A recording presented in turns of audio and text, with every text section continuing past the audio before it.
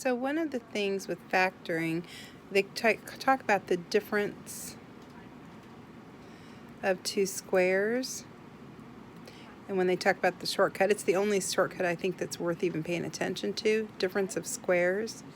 And what they mean is that you've got something like, let's say 25x squared minus 16, where difference means subtraction. So you have the subtraction of two squared numbers. 25 is a perfect square because the square root of it is 5. 5 squared is 25. And the square root of 16 is 4. So 4 squared is 16. So we have the difference of two squares. Now, what we are seeing is that every time we have the difference of two squares, it's just two terms, and it has to have a subtraction sign. That's what difference is talking about.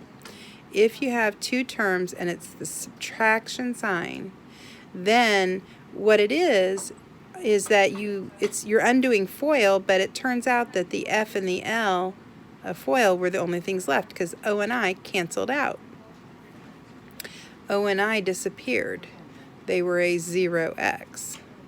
So that happens, if you remember back in the FOIL section, when you were doing FOIL forward, that if you had the same sets, but one of them said plus and one of them said minus, that when you did FOIL, you do the first in each set, 4x squared. The outer edges would give you a negative 2x. The inside would give you a positive 2x. The last in each set gives you a negative 1. Notice that these two are opposites of each other.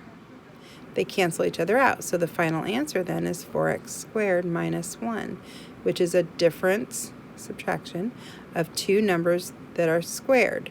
This is 1 squared, this is 2 squared, and this is x squared. So again, the same thing happened here. It's x squared minus 16 is the answer, because the first in each set would give you the x squared. The last in each set gives you the negative 16. The two middle terms, the O and the I, were a negative 4x and a positive 4x. So they canceled out because they became 0. So here, if you square, you have the first in each set, 9x squared minus 25, because negative 5 times positive 5.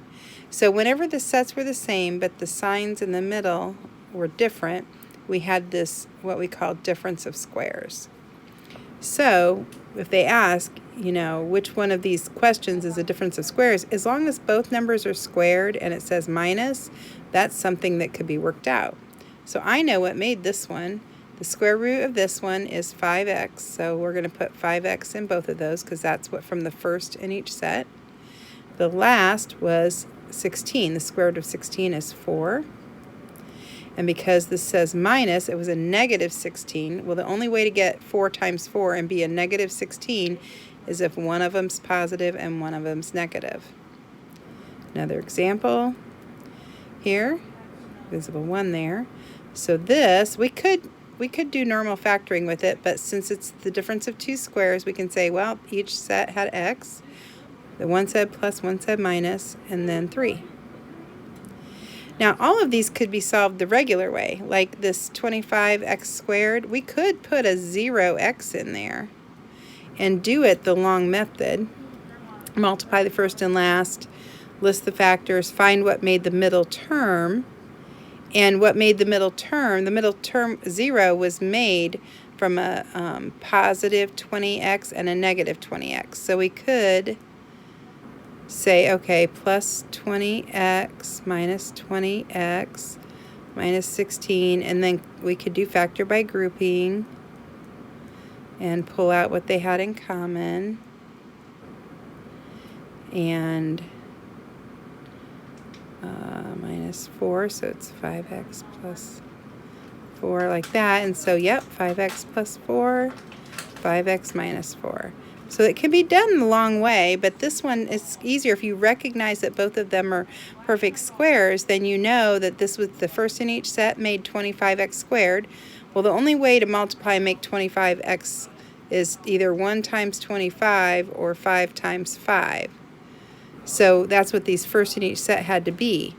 It can't be the 1 times 25, because if they weren't the same, we would still have a middle term. The reason the middle term canceled out is because the numbers were the same. So it has to be the same in each set to get this minus in between two terms like this.